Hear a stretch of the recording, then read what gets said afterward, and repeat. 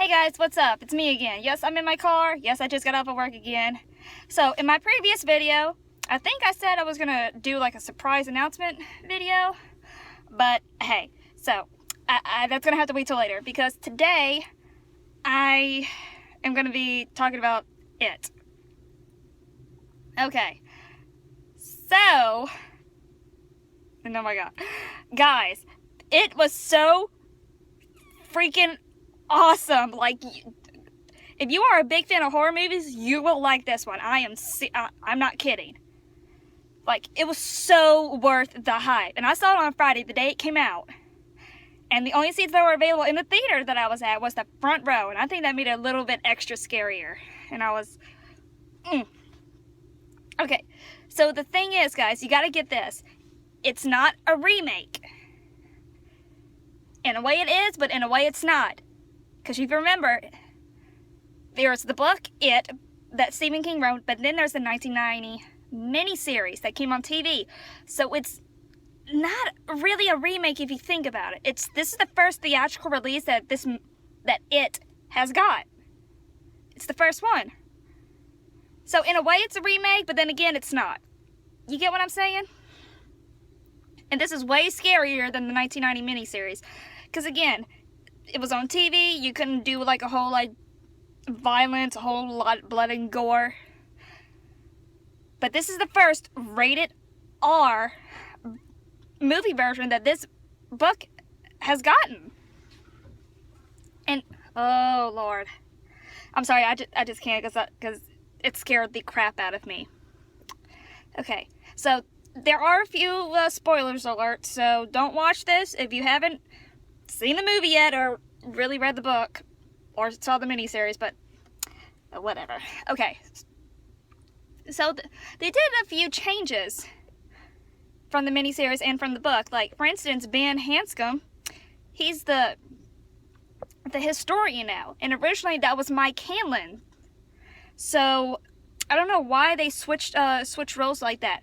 In the next movie, Chapter 2, when it's going to be them as adults, are they going to, like, again, switch the roles and let Ben stay in Derry? And then Mike go off and become the architect? Or are they going to, like, keep it as it is? Yeah.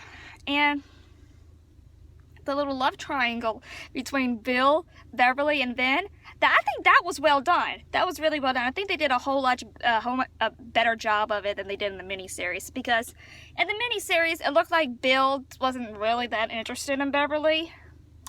But in the movie, it looks like he is. And poor Ben, oh my gosh. I feel for him so much because he's in love with her. And but then she's in love with Bill.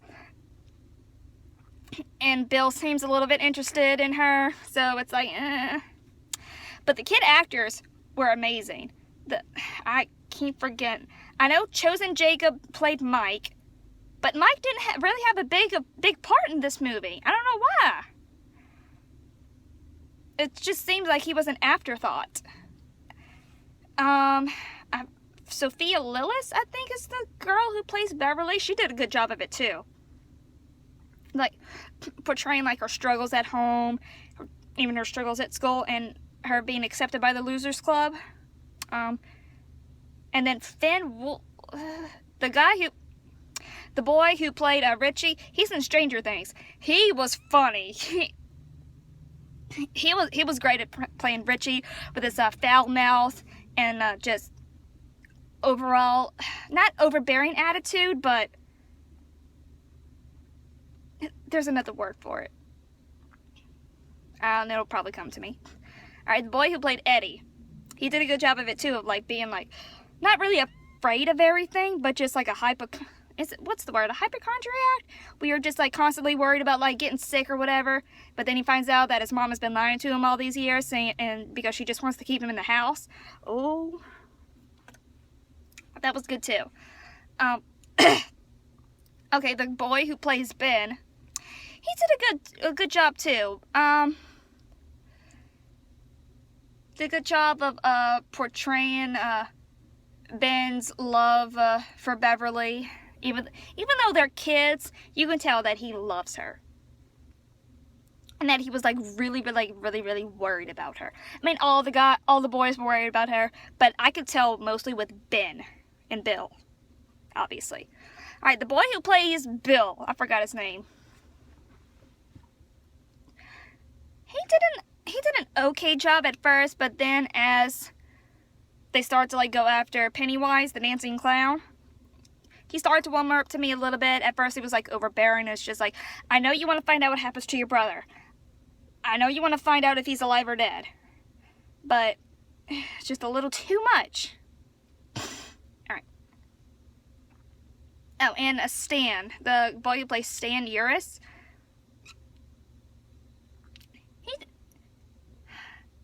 He did a good job, too, of not, like, wanting to believe it. Oh, excuse me. Hold on. Sorry, I had to get something in my mouth. He did a pretty good job of not wanting to believe anything that was going on, just trying to keep a rational mind about it, but at the same time, he was being like a real prick. Like, not really wanting to help his friends. It's like he just was just, dare I say it, just floating by. And then at the very end of the movie, he says, I hate you to Bill, but then he smiles, but you can tell that he hates Bill. And I'm not going to give away what happens to Stan in the book and in the miniseries, but it's not looking good for Stan. Let's just say that. Alright, now let's get on to Pennywise. Bill Skarsgård, he did a fantastic job.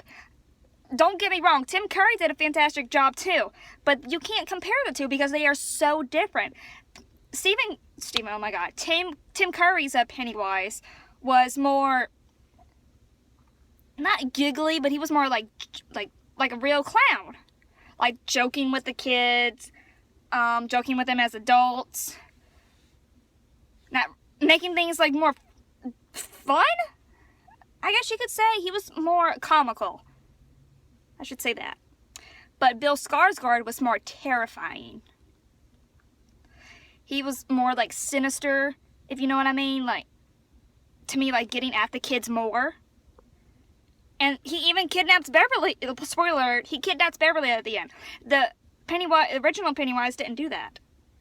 He just let them come to him. But in this one, he forces them to come to him. And that's what I liked about Bill Skarsgård, Pennywise. I mean, his voice, his mannerisms, and if you know this, I think he said in like an interview or something that he has like a lazy eye. And then if he just like lets it go, it like turns. That was good. Like him just like using like his own features to make Pennywise seem more sinister. That was well done. And oh my god, when he opened his mouth and all the teeth. And then when you look down his throat, the deadlights. Sorry, I'm thirsty. Anyway. Alright, let's get on to Georgie. Oh, poor Georgie. I knew it was going to be brutal. But guys, I was not prepared for how freaking brutal that arm getting ripped off was going to be. Spoiler alert. Georgie dies in the beginning of the movie. In the book, he gets his arm ripped off by Pennywise and he's just left there for dead. And he bleeds out. But in the miniseries, obviously, we don't get to see him get his arm ripped off because, obviously, that's too much gore, too much violence.